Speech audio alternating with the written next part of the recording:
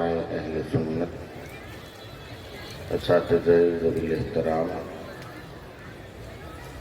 خصوصاً میرے مرشد اجازت حضور شفیق العلماء والطلباء حضور رفیق ملت و ولی عہد سجادہ حضور امان ملت، دیگر شہزادگان گرامی قدر، حاضرین، السلام علیکم۔ نحمده ونصلي ونسلم على رسوله الكريم، اما بعد، اعوذ بالله من الشیطان الرجیم، بسم اللہ الرحمن الرحیم، رضی اللہ عنہم ورضوا عنہ، آمنت باللہ، صدق اللہ وصدق رسولہ النبی الامین المکین الکریم، ونحن على ذلك لمن الشاہدین والشاکرین، فالحمد للہ رب العالمین۔ بآواز بلند درود شریف پڑھ لیجیے۔ اللہم صلی علی سیدنا و مولانا محمد بارک وسلم، صلاۃ و سلاما علیک یا رسول اللہ، صلاۃ و سلاما علیک یا نبی اللہ۔ رفیقان گرامی قدر، یہ ہماری اور آپ کی مشترکہ خوش نصیبی ہے کہ ہم اور آپ ان کے عرس میں شریک ہیں جو مرشد ہیں سرکار مفتی اعظم عالم کے، مرشد اجازت ہیں سرکار مجدد اعظم سرکار اعلیٰ حضرت کے، استاد ہیں سرکار اعلیٰ حضرت یعنی نور العارفین سیدی سرکار ابو الحسین احمد نوری رحمت اللہ تعالی علیہ، ان کو عرف میں میاں صاحب کے نام سے جانا جاتا ہے۔ ان کی عظمتوں کے بارے میں ہم جیسے کچھ فہم کیا بیان کریں گے، مہر لگا دی ہے اور بات ختم کر دی ہے وقت کے مجدد نے، برتر قیاس سے ہے مقام ابو الحسین، سدرہ سے پوچھو رفعت بام ابو الحسین۔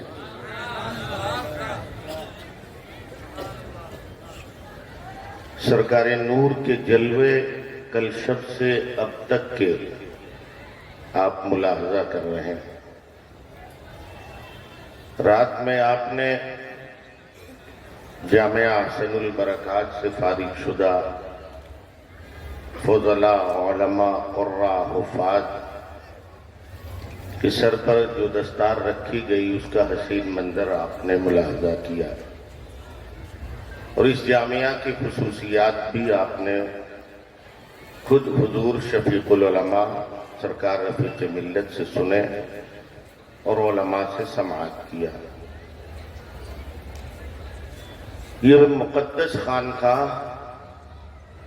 کسی تعارف کی محتاج نہیں ہے، اسے ہر دور میں اپنے علم، اپنے فضل اور اپنے کام کی بنیاد پر جانا گیا۔ ہاں جہاں ضرورت پڑی وہاں کرامتوں کا اظہار بھی ہوا۔ بڑے نازک دور گزرے ہیں جہاں بڑے بڑے لوگوں کے پائے استقلال میں جنبش آئی، مگر خانقاہ برکاتیہ کے مشائخ نے ان پرخطر ماحول میں بھی اسلام اور سنیت کی سچی رہنمائی فرمائی۔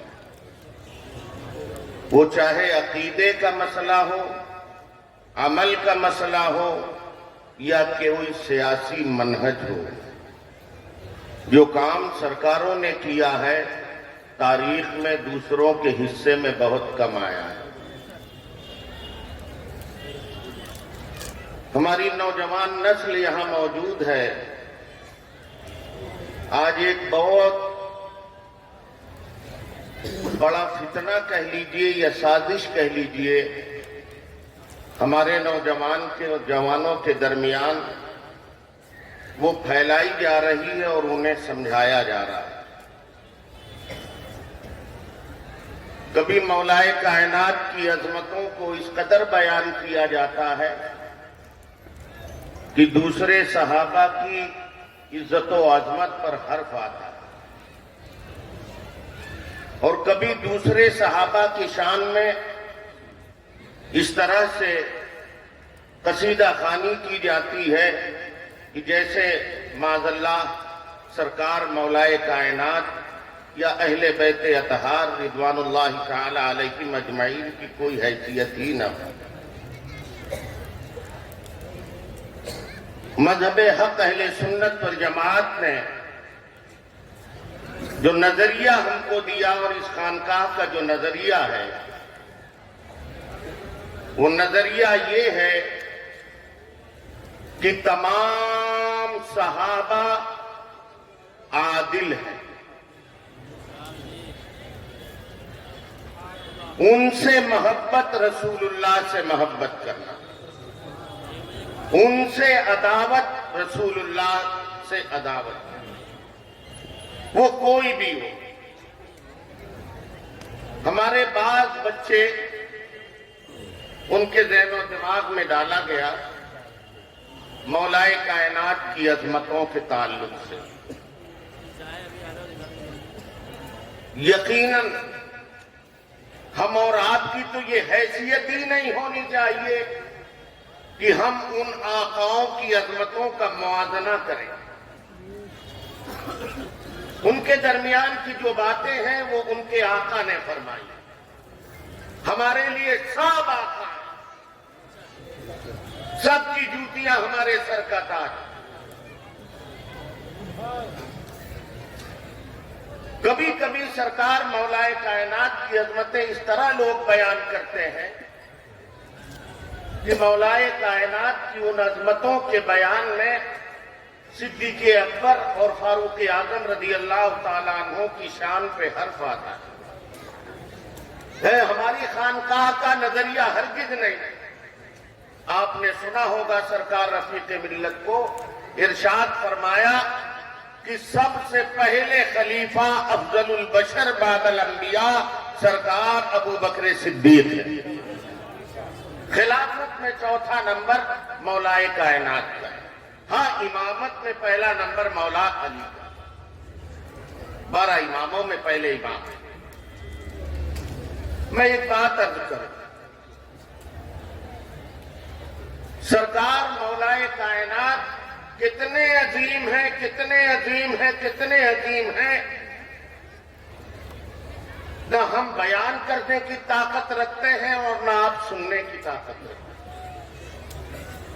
ये क्या कम है कि मेरे आका ने मकामे गदीर खुम पर मौलाए कायनात का हाथ पकड़ा था, बुलंद किया था और इरशाद फरमाया था, मन कुंत मौला फहाज़ा अलीउन मौला। मैं जिसका आका मेरा अली उसका। वो क्या फजीलत कम है? मुआखात, भाईचारगी मुहाजिरीन और अंसार के दरमियान आका कायम फरमा रहे थे। मौलाए कायनात खड़े थे, एक सहाबी को दूसरे सहाबी का भाई नबी बना रहे थे। मौलाए कायनात चुपचाप खड़े, उन्हें किसी का भाई नहीं बनाया। करीब गए तो सरकार मौलाए कायनात के चेहरे पर इज़्मिहलाल था। पूछा, अली क्या बात है, ये फिक्र क्यों है? अर्ज करते हैं, मेरे आका आप मुवाखात कायम कर रहे हैं, एक सहाबी को दूसरे सहाबी का भाई बना रहे हैं, मेरा भाई किसी को नहीं बनाया।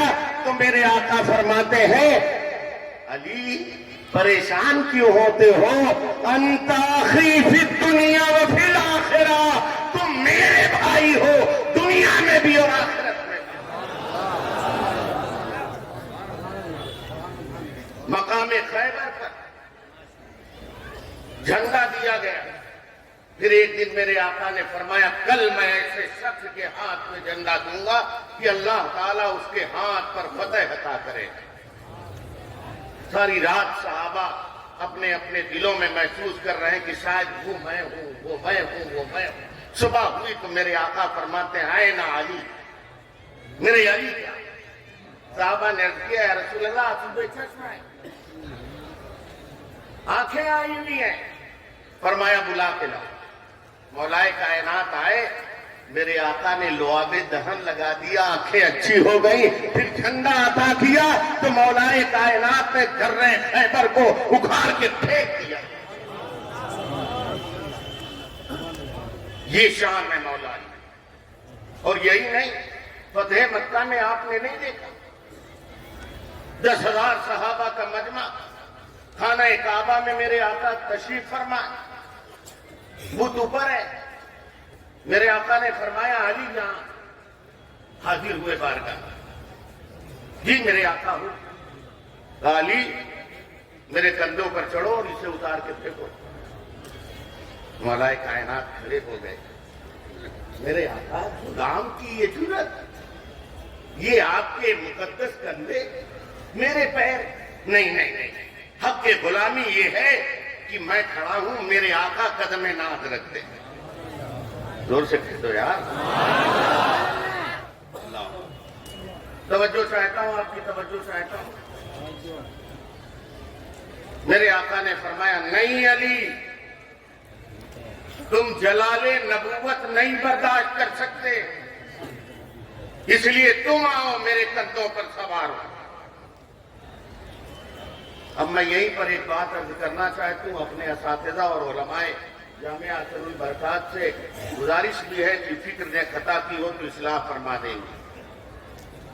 حضرت مولائے کائنات کو میرے آقا نے بلایا، آؤ کندھے پہ سوار ہو۔ عرض کیا نہیں میرے آقا، غلام کی یہ جرأت، میرے کندھے اس لیے ہیں کہ آپ اپنا قدم ناز رکھیں۔ تو میرے آقا نے جواباً کیا فرمایا؟ علی تم جلال نبوت نہیں برداشت کر سکتے۔ توجہ ہے نا آپ کی؟ توجہ ہے نا؟ سرکار کی آمد ہو رہی ہے۔ نعرہ تکبیر، نعرہ رسالت، حضور تاج المشائخ، سرکار امین ملت، سرکار شرف ملت، سرکار رفیق ملت، سرکار امان ملت، خانقاہ برکاتیہ، مسلک اعلی حضرت، نعرہ تکبیر، نعرہ رسالت۔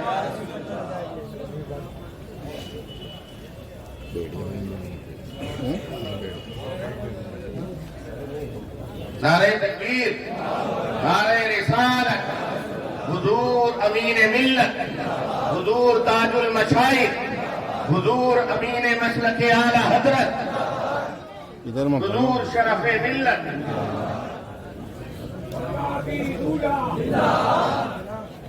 ادھر مت ہونا چاہتے، ادھر ہی رہو آپ۔ تشریف رکھیں آپ، اللہ تشریف رکھیں، جلدی جلدی وقت کم ہے، تشریف رکھیں۔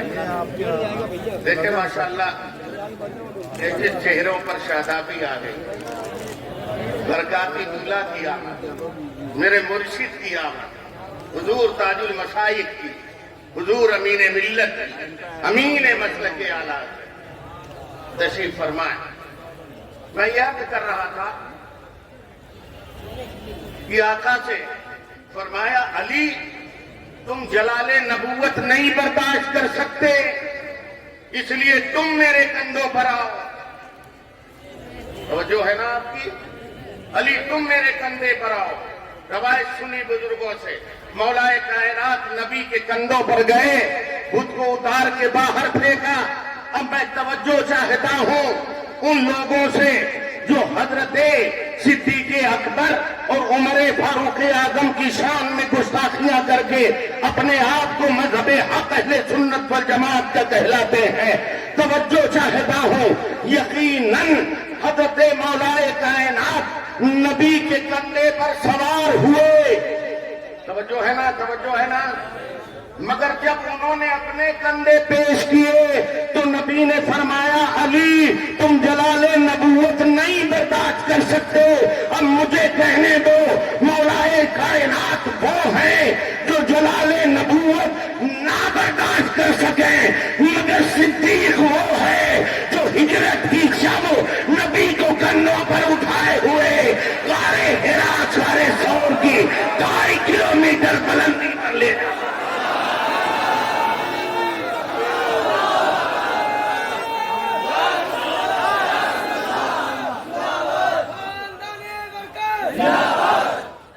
گلی گلی نگر نگر